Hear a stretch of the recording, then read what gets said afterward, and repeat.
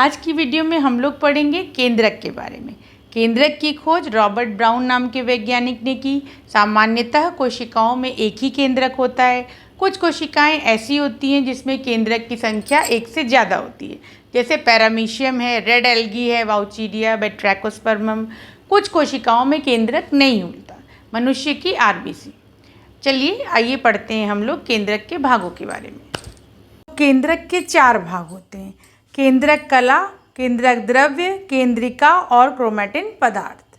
तो सबसे पहले हम केंद्रक कला की बात करेंगे। तो केंद्रक के चारों ओर दोहरी झिल्ली होती है जो कि वसा तथा प्रोटीन की बनी होती है। इसे हम केंद्रक कला कहते हैं।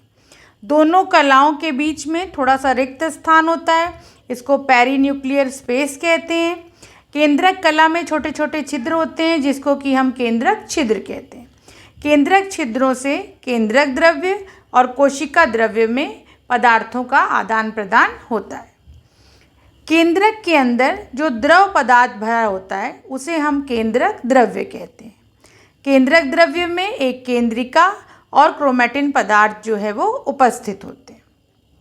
केंद्रिका, केंद्रक में एक गहरे रंग की गोल सघन रचना होती है जिसको हम केंद्रिका कहते हैं। कोशिका विभाजन के समय केंद्रिका विलुप्त हो जाती है।